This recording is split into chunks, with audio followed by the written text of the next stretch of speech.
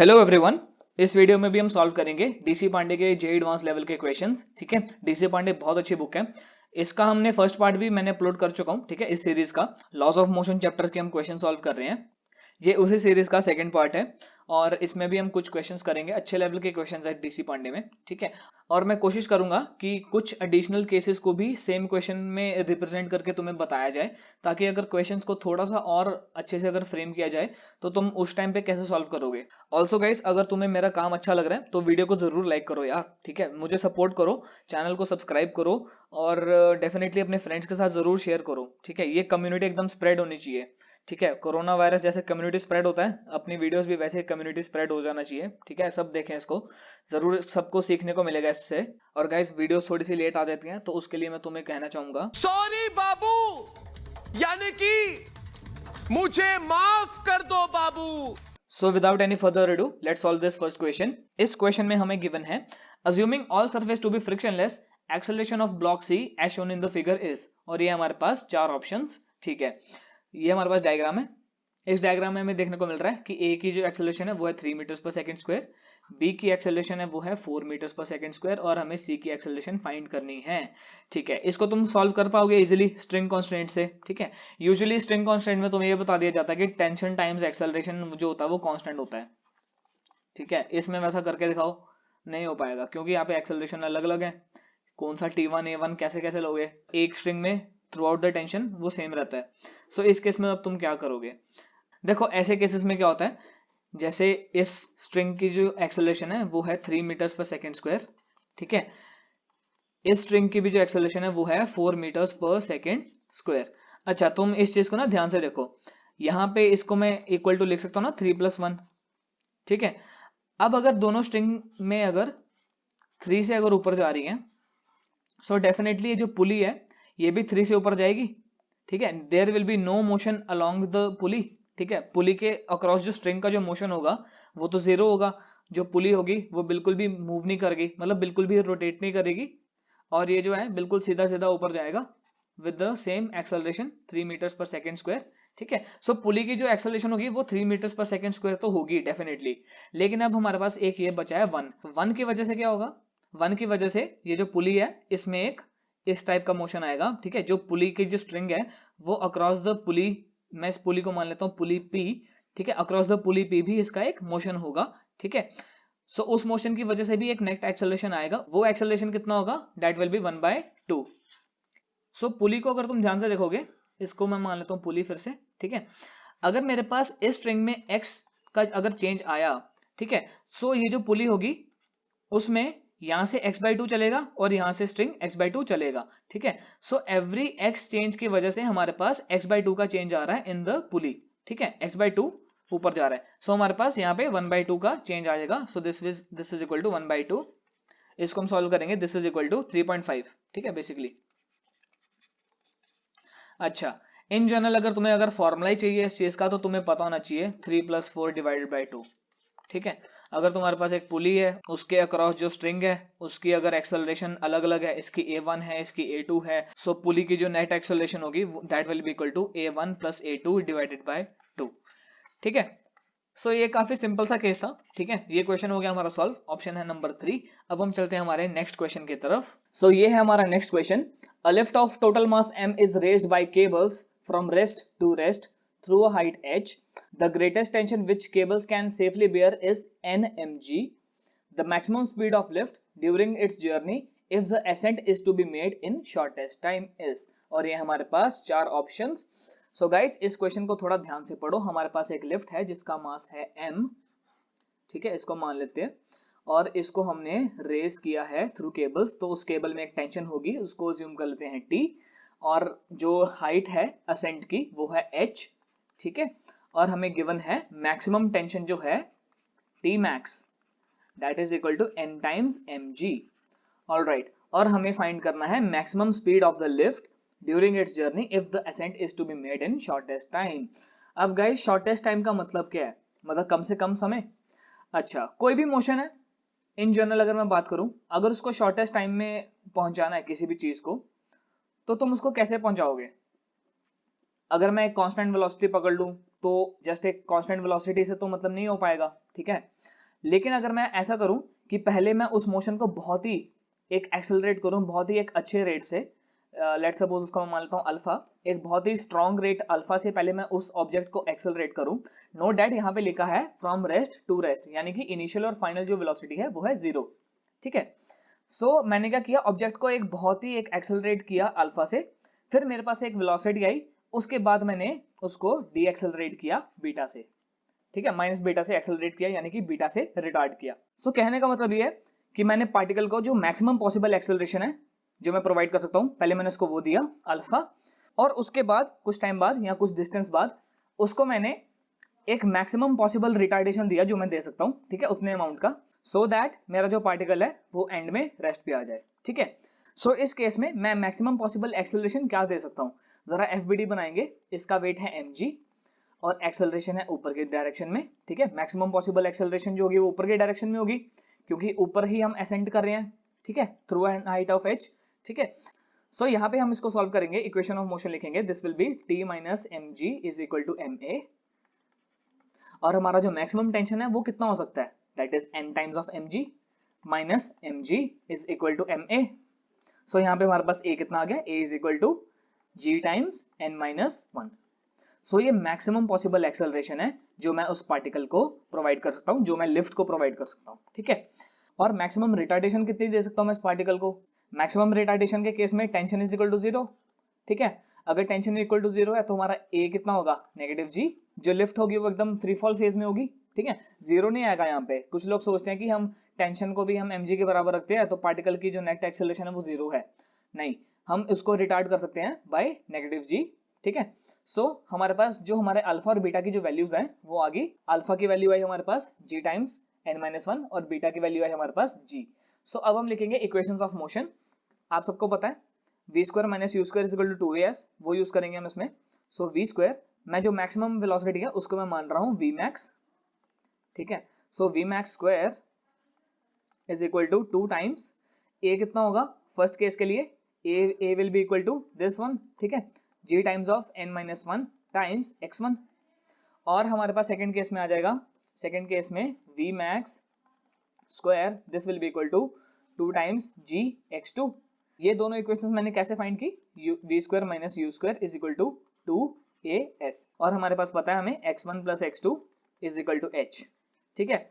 हमें गिवन है कि टोटल हाइट जो है of islet is small h, ठीक है। सो हमारे पास यहाँ पे क्या आ जाएगा, इन दोनों को मैं इसमें पुट कर दूंगा, हमारे पास क्या आ जाएगा यहाँ पे v max square upon 2g n-1 plus v max square upon 2g this is equal to h, ठीक है। यहाँ से x1 और x2 की वैल्यू बस इसमें हमने पुट कर दी, ठीक है। So this will come out to be, हमें फाइंड करना है v max, ठीक है, v max square this is 1 by n-1 minus sorry plus 1 by 1 नहीं 1 नहीं होता वो तो, ठीक है, this is equal to 2hg।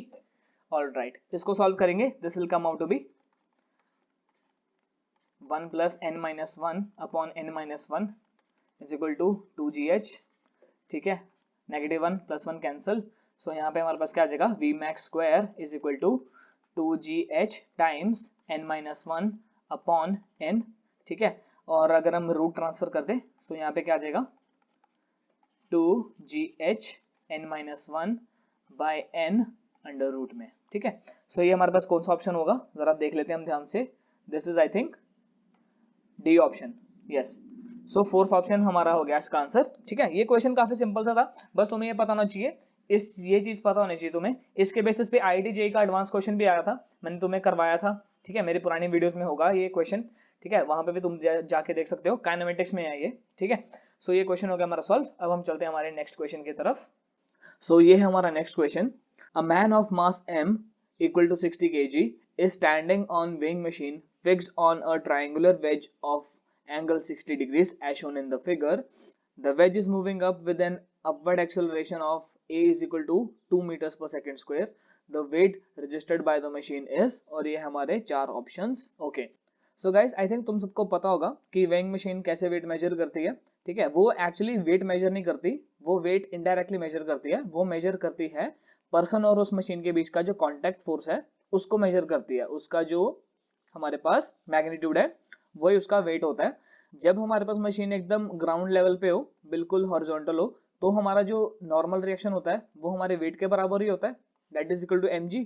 ठीक है, सो उसकी वजह से जो कांटेक्ट फोर्स की वैल्यू है वो भी mg के बराबर होती है और हमें मशीन में भी mg वैल्यू दिखती है।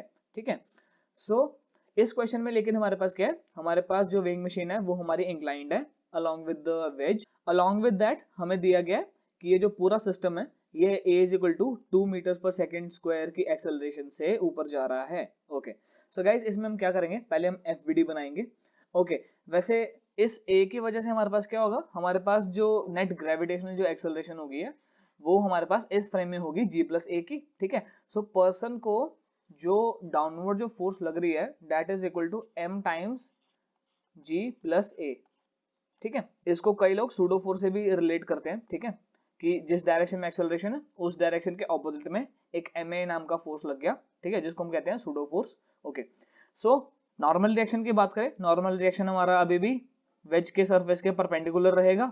ठीक है, this is n normal reaction. अब हम इसको कंपोनेंट्स में डिवाइड कर देते हैं, तो हमारे पास क्या आएगा, दो कंपोनेंट्स आएंगे, this will B m times g plus a into cos theta, और ये क्या होगा हमारे पास m times g plus a into sine theta. क्योंकि हमारा वेज फिक्स्ड है तो इस डायरेक्शन में जो मोशन है वो है ही नहीं, तो इसको हम इग्नोर कर सकते हैं। ठीक है, हमें सिर्फ फाइंड करना है नॉर्मल रिएक्शन n। तो हमारे पास यहाँ पे सीधा सीधा क्या आएगा, n is equal to m times g plus a into cos theta. ठीक है, सिंपल सा क्वेश्चन है, हो गया सॉल्व हमारा। m is equal to 60, g हमारा 10, a कितना हमारा 2। ठीक है, 10 plus 2 is equal to 12 times cos theta, cos 60 is equal to 1/2। ठीक है, this will be equal to 360 newton. Okay, so इसका ऑप्शन है हमारा सी।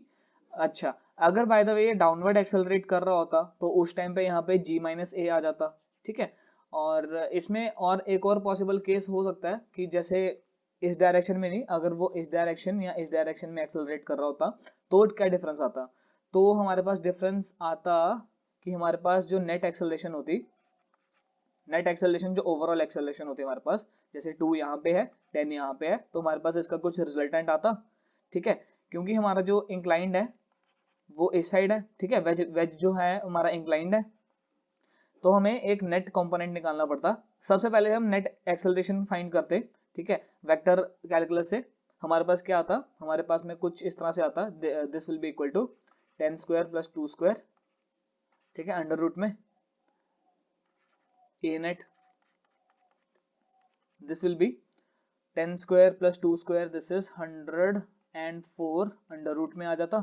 ठीक है, इसका हम एंगल भी फाइंड कर सकते हैं कि किस एंगल पे है, कैसे एंगल हम फाइंड कर सकते थे वेक्टर कैलकुलस से ही। ठीक है, अगर मैं इस एंगल को थीटा मानूं, so tan theta will be equal to 2/10। ठीक है, this is equal to 1/5। Okay, so tan हमारे पास आ गया, इसका हम साइन कॉस भी फाइंड कर सकते हैं, क्यों, हमारे पास परपेंडिकुलर है 1, हमारे पास है बेस है इज इक्वल टू 5, हम हाइपोटेन्यूज निकालते हैं, hypotenuse will be equal to 5 square plus 1 square under root में, this will be equal to 25 plus 1, this is 26 under root में। ठीक है, सो हमारे पास cos थीटा की भी वैल्यू आ जाती, cos theta is equal to perpendicular, sorry cos theta is equal to base by hypotenuse and sin theta, this will be equal to 1 by under root 26। ठीक है, सो अब अगर हमें फाइंड करना होता कि हमारा जो इंक्लिनेशन है वो किस तरह का है, सो सबसे पहले हमें एंगल देखना पड़ता। ठीक है, उसके रिगार्डिंग हमें एक नया एफबीडी बनाना पड़ता। इस टाइम हमारे पास जो नया एफबीडी बनता वो कुछ इस तरह से बनता कि हमारे पास ये तो हमारे पास n, और हमारा जो नेट एक्सेलरेशन होगा वो वर्टिकल से इंक्लाइंड होगा कुछ। ठीक है, सो हमें हमारे पास ये वाला एंगल होता, और ये वाला एंगल हमारे पास कितना है, ये वाला टोटल एंगल हमारे पास 60 डिग्रीज है। सो ये 60 माइनस, इसको मैं थीटा अज्यूम कर लेता हूँ। ठीक है, this will be equal to 60 minus theta. ठीक है, ये एकदम वर्टिकल है और ये हमारे पास 90 डिग्री है फ्रॉम द सरफेस। सो ये थीटा होता हमारे पास और ये 60 माइनस थीटा, तो हम इसके फर्दर कंपोनेंट्स डिवाइड करते हैं। हमारे पास यहाँ पे क्या आता, यहाँ पे हमारे पास जो नेट एक्सेलरेशन है वो कितनी है, a net is equal to under root 104, so n will be equal to under root 104 cos of 60 minus theta, और साथ में मास भी तो मल्टीप्लाई होगा, that is equal to 60, m तो हमें गिवन था, ठीक है। सो हमारे पास यहाँ पे क्या आएगा, n is equal to 104 under root में times 60 times cos of 60 minus theta, ठीक है। फिर इसका कुछ कॉम्प्लिकेटेड कैलकुलेशन आता, तुम cos a minus cos b का फॉर्मूला लगा सकते थे, sorry cos a minus b का। सो इसमें कोई बड़ा इशू था नहीं, बट स्टिल मैंने बता दिया कि इन फ्यूचर अगर कभी कुछ ऐसा आ जाए तो घबराओ मत तुम लोग, ठीक है। सो ये वाला क्वेश्चन भी हो गया हमारा सॉल्व। इसका थोड़ा फर्दर एक्सटेंशन देख लिया हमने कि मैक्सिमम टू मैक्सिमम ये क्वेश्चन इस तरह से जा सकता है, या फिर अगर तुम्हें दे दिया जाए कि ये किसी एक एंगल पे एक्सेलरेट कर रहा है विद रिस्पेक्ट टू थीटा, तो वो भी तुम सॉल्व कर सकते हो। उस केस में तुम्हें कंपोनेंट्स में डिवाइड करने होते हैं, इनिशियल एक्सेलरेशन को ही तुम कंपोनेंट्स में डिवाइड कर लेते हैं, ठीक है। So nothing big in that. So ये क्वेश्चन हो गया हमारा सॉल्व। हम चलते हैं हमारे नेक्स्ट क्वेश्चन की तरफ। सो ये है हमारा next question. A block of mass m is kept on an inclined plane of a lift moving down with an acceleration of 2 meters per second square. What should be the coefficient of friction for the block to move down with the constant velocity relative to lift? ठीक है, और ये हमारे पास है 4 options, और ये हमारे पास given है डायग्राम। सो इसमें हमें फाइंड करना है कोएफिशिएंट ऑफ फ्रिक्शन म्यू, जिसकी वजह से हमारा जो ब्लॉक है वो कांस्टेंट वेलोसिटी से नीचे आए। ऑलराइट, सो कांस्टेंट वेलोसिटी का मतलब क्या है, एक्सेलरेशन इज इक्वल टू 0, ठीक है। सो अलोंग द प्लेन हमारी जो एक्सेलरेशन होनी चाहिए वो क्या होनी चाहिए, 0। ऑलराइट, पहले हम फिर से इसका एफबीडी बना लेते हैं। हमारे पास जो नॉर्मल रिएक्शन है वो इस डायरेक्शन में है, ठीक है। और हमारा जो नेट वेट जो होगा इसको तुम सूडो फोर्स से भी समझ सकते हो। हमारे पास यहाँ पे क्या होगा, m times g minus a, ठीक है। यहाँ पे कितना होगा, this will be equal to 8m, ठीक है। a हमें गिवन है 2, तो 10 minus 2 will be equal to 8। Alright, so हमारे पास इसको हम कंपोनेंट्स में डिवाइड कर लेते हैं। This will come out to be, this will be 8m cos 30, this will be 8m sin 30। So इस FBD को देखें तो हमारे पास जो ड्राइविंग फोर्स है, इसकी मोशन की जो ड्राइविंग फोर्स है that is 8m sin theta, ठीक है। दैट इज 8m sin 30 कितना होता है, 1/2। This should be equal to friction force, ठीक है, तभी जाके हमारा एक्सेलरेशन 0 होगा। All right, so this will come out to be friction force is equal to 4m। और अब हमें फाइंड करना है म्यू, और फ्रिक्शन फोर्स का हमें पता है this is equal to mu times n, और हमारे पास यहाँ पे n कितना है, n is equal to 8m cos theta, ठीक है। This is mu times 8m cos 30 will be equal to √3 divided by 2, this is equal to 4m, ठीक है। ये गया, this is equal to mu is equal to 1/√3। सो हमारे पास first option आ गया हमारा आंसर, ठीक है। इस क्वेश्चन को थोड़ा और ट्विस्ट कर सकते थे, ठीक है। एक्सेलरेशन वर्टिकल प्लेन के बजाय अगर हम हॉरिजॉन्टल प्लेन में दे दें तो हम इसको कैसे सॉल्व कर सकते हैं। पिछला क्वेश्चन जैसे मैंने सॉल्व किया, इसको बिल्कुल वैसे सॉल्व करना है। हमें पहले ए नेट फाइंड करना पड़ता। ए नेट उस टाइम पे तुम्हारा एक एंगल पे होता, वो वर्टिकली नहीं होता, वो अगर इस डायरेक्शन में है अगर हमारा एक्सेलरेशन, ठीक है। सो ए नेट वो कुछ इस डायरेक्शन में आता, ठीक है, उसका कुछ एंगल होता, कुछ फाई, हमें वो फाइंड करना पड़ता। फिर उसके अकॉर्डिंगली हमें एक न्यू FBD बनानी पड़ती, ठीक है। So I just leave it as an exercise for you, ठीक है। डू वर्क इट आउट, ठीक है। थोड़ा अच्छा लगेगा तुम्हें, जितना ज्यादा इसके साथ खेलोगे उतना ज्यादा तुम्हें मजा आएगा, ठीक है। खत्म, बाय बाय, टाटा, गुड बाय, गया।